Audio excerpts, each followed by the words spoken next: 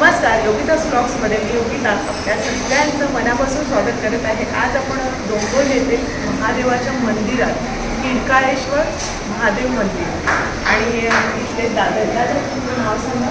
विजय पाटील, ट्रस्टीचे उपाध्यक्ष किडकाळेश्वर महादेव मंदिर। आम्हाला थोडीशी या मंदिराबद्दल माहिती सांगा। हे पांडवकालीन पुराणाचं मंदिर आहे। जेव्हा पांडव वाजता आले कसे केले स्वयंभू मूर्ती आहे।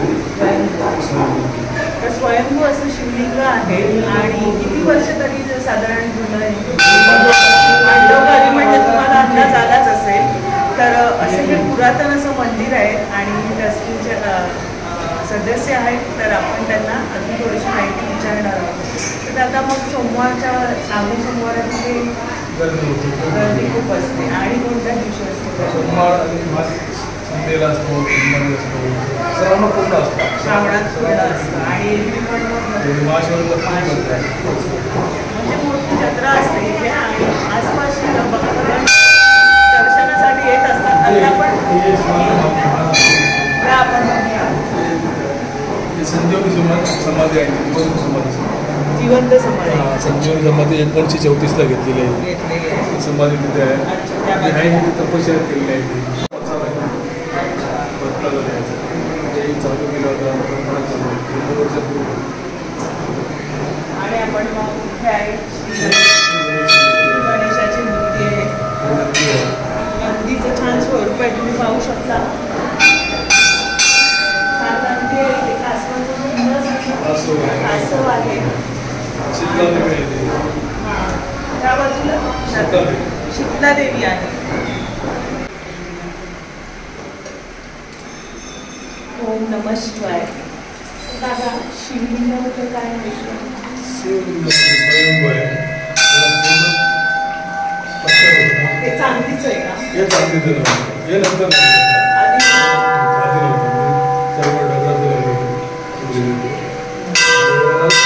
सर्व स्वयंभू एवढा स्वयंभू अंतर येतं नाही।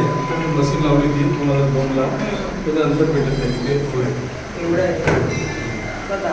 हे आता त्यांनी हे सगळं चांदीचं वगैरे काम केलेलं आहे। शिवलिंगाभोवती पाहू शकता, सुंदर अशी प्रतिमा आहे। पार्वती माता आहे। पाहू शकता मंदिराचं बांधकाम सगळंच आहे। 1700 संतांनी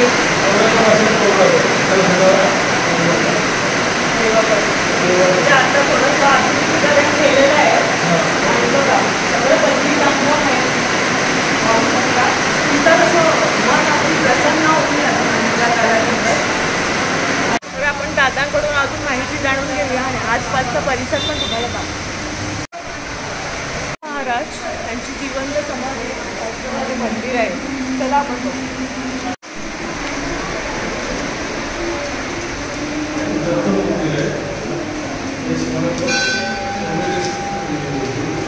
समाधी घेतलं 7 दिवस आणि पाणी त्यांची समाधी शिवानंद महाराजांची समाधी आहे आणि दत्तगुरूंची छान प्रतिमा आहे, आपण दर्शन घेऊया।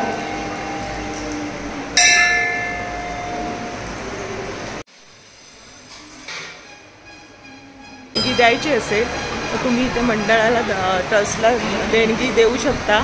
आणि पहा इथे सगळं पूजा, अभिषेक, घरगुती धार्मिक कार्य, गाडीची पूजा, अन्नदान, मंदिर दुरुस्ती, गोसेवा हे सगळं तुम्ही खंड म्हणून ट्रस्टींशी संपर्क साधून देणगी देऊ शकता. तर हे देणगी कक्ष आहे ते. आणि शिवानंद महाराजांचं आपण दर्शन घेतलं, महादेवाचं दर्शन घेतलं, त्याला लागूनच आता इथे हनुमानाचं मंदिर आहे, तिथे आपण जातोय.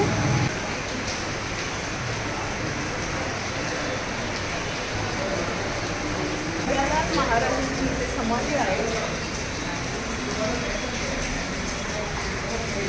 मंदिराचा परिसर सुद्धा मोठा आहे, तुम्ही पाहू शकता. आपण या बाजूने जातो, पलीकडे पण हा परिसर आहे. तर आपण असं जाऊया.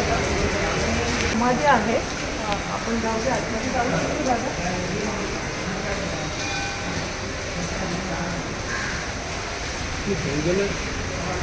बोललो ना,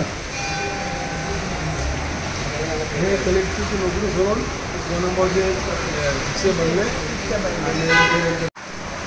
कलेक्टरचा चांगला असा जॉब सोडून त्यांनी शिवानंद महाराजांचं भक्तीमध्ये वळले आणि शिष्य बनले. तर आता आपण पुढे जातो. वडाचं पिंपळाची इथे झाड आहेत आणि बरीचशी ते झाडं आहेत, जुनी अशी झाडं आहेत. गुरु नर्मदानंद महाराज समाधी आहे आणि हे आता नवीन स्वरूपात केलं आहे ना बांधकाम. आता बांधकाम पण तिथे चालू आहे दादा. जर आपल्या होता ना रस्ता, तो या बाजून वळवला आहे थोड्या दिवसांसाठी. 2 दिवसात ते बांधकाम पूर्ण होणार आहे. आज पूर्ण नाही. तुम्ही पाहिलं ना, या बाजूला मंदिर आहे महादेवाचं आणि या बाजूला मोठं तलाव आहे आणि छान बांधकाम केलेलं आहे ना. आणि मग इथे काय काय पूजाविधी होतात दादा? पूजाविधी तिकडे होतात. अच्छा, तिकडे हॉल आहे का? या बाजूला लग्न समारंभ वगैरे होतं. ओपन हॉल तिकडे त्या बाजूला. अच्छा, ते तुम्ही पाहू शकता. तिथे जी मोकळी जागा दिसते ना, तिथे ओपनमध्ये लग्न कार्य होतात आणि इथे पण एक हॉल आहे ह्या बाजूला. तर इथे सुद्धा होतात. हा पण हॉल आहे आणि तुम्ही पाहू शकता आतमध्ये सुद्धा एक विधी चालू आहे.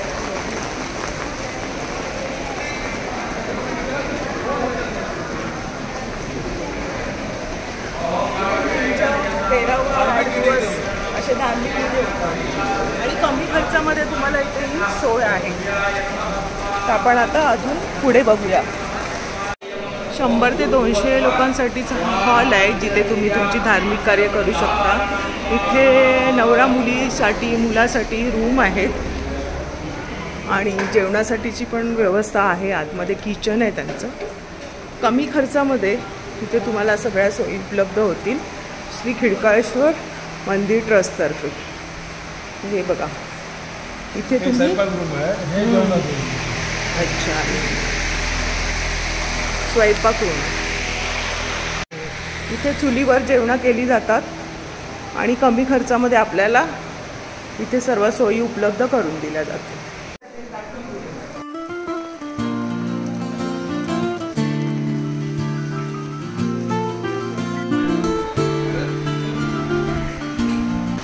प्रसाद म्हणून तुम्हाला इथे प्रसाद विकतही मिळेल आणि चहा सर्वांना इथे दिला जातो. गरमागरम असा चहा आहे, बाहेर पाऊस पडतो.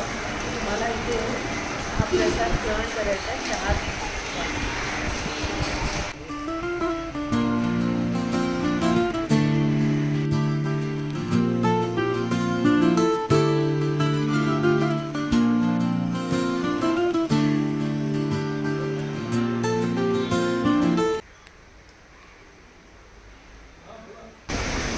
हे दशक्रिया घाट आहे तिकडे पलीकडे. इथे विधी सकाळी 8 ते 11 वाजेपर्यंत इथे असतो. दशक्रिया विधी होतात.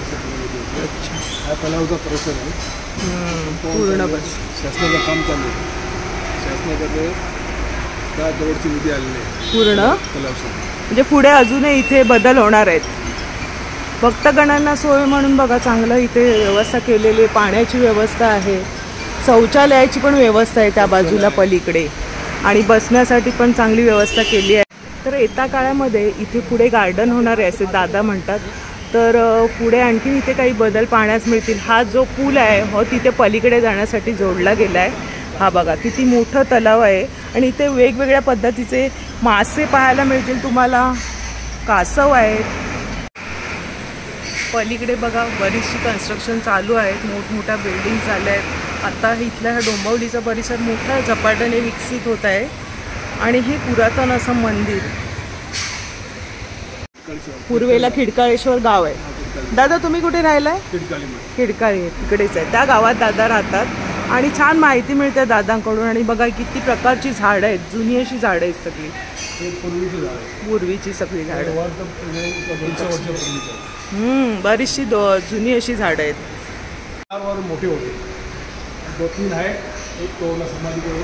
अच्छा, मोठे मोठे वड आहेत, मोठे जुने 200 वर्ष. बघा किती मोठे मोठे वड पाहायला मिळतील तुम्हाला. त्याच्या पारंब्या पण पर्यंत गेल्या आहेत. हे आपण वरून घेतोय, कळसाचं वरचं भाग बघा तुम्हाला दिसतोय. आपण वरती आलोय. इथे पण धार्मिक विधी केल्या जातात. इथे पण वरती व्यवस्था आहे, गर्दी जास्त असली का. अच्छा, बसण्यासाठी चांगली व्यवस्था आहे पहा.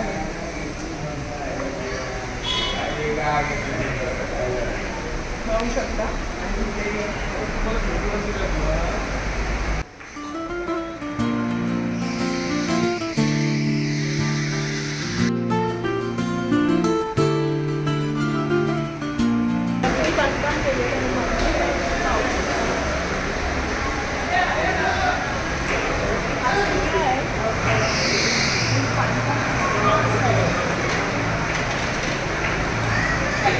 आपण असं जाऊया या बाजूने.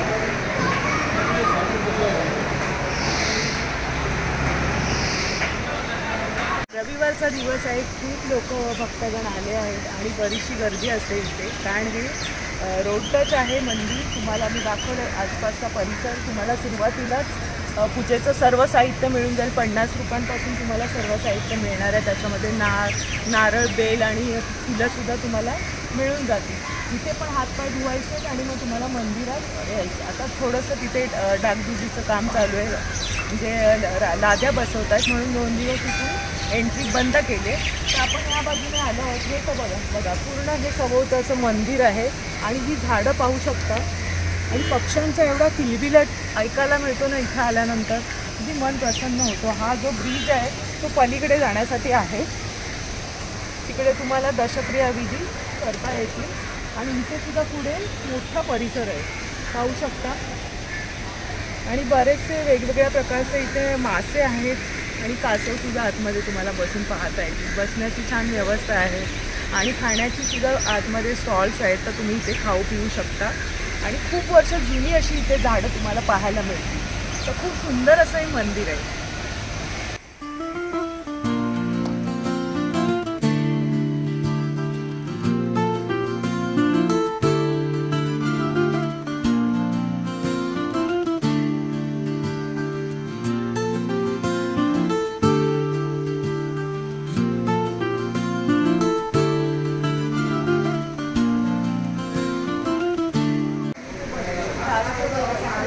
बसण्याची सुद्धा छान व्यवस्था आहे. तुम्ही इथे तलावाच्या बाजूला बसून छान आनंद घेऊ शकता तलावाचा. असं बघा इथे तुम्हाला पाहायला मिळतील. कासव आहेत, मासे आहेत. तुम्ही यांना पण खाद्य देऊ शकता.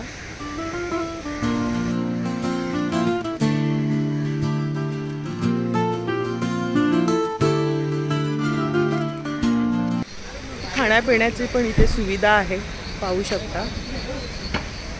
लाल वडापाव आणि पिवळा चहा, तांबडी मिसळ, लाडू भंडार. कैसा ही लाडू का? 100 रुपये. कितने? 4 आते.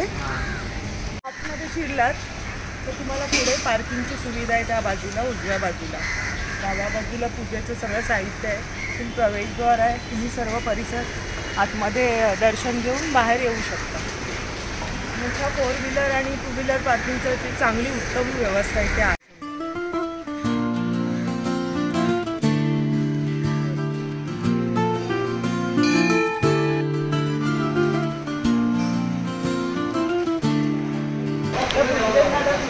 धन्यवाद आमच्या दर्शकांना थोडक्यात माहिती मिळाली. खूप खूप आभार. ठीक आहे. ओम नमः शिवाय. आपल्याला प्रसाद टाकायचा आहे आणि छान वरण भात आहे, शेंगा बटाट्याची भाजी आहे, भजी आहे. आणि तुम्हाला श्रावणामध्ये इथे 200 ते 300 भक्तगण रोज महाप्रसादाचा लाभ घेत असतात. तशी इथे व्यवस्थासुद्धा असते जे श्रावणामध्ये आणि इतर महाउत्सव असतो तेव्हा.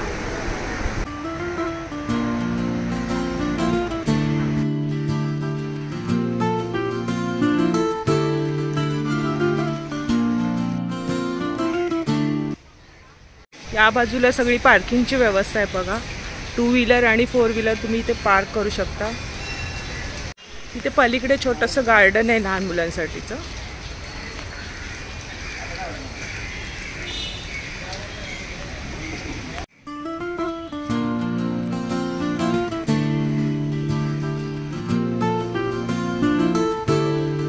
डोंबिवली मार्गे आलात तर तुम्हाला या बाजूने यायचं आहे आणि नवी मुंबई साईडने आलात तर तुम्ही या बाजूने यायचं आहे. तर ऑटो किंवा बसेस इथे उपलब्ध आहेत.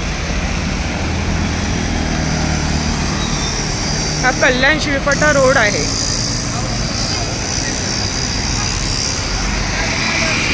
देवाचं दर्शन घेतलं, मन प्रसन्न झालं. तुम्हालाही यायचं असेल तर डोंबिवली स्टेशनपासून तुम्ही बसने येऊ शकता किंवा ऑटोने येऊ शकता. स्वतःच्या वाहनाने आलात तर तुम्हाला इथे पार्किंगची सुद्धा सुविधा आहे. श्रावणात नक्की दर्शनाचा लाभ घ्या तुमच्या परिवारासोबत. ओम नमः शिवाय. आजचा व्हिडिओ तुमच्यासाठी खास होता. व्हिडिओ आवडला असेल तर लाईक करा, शेअर करा. चॅनलवर नवीन असाल तर चॅनलला सबस्क्राईब जरूर करा. भेटूया अशाच नवीन व्हिडिओमध्ये. तोपर्यंत बाय बाय. काळजी घ्या.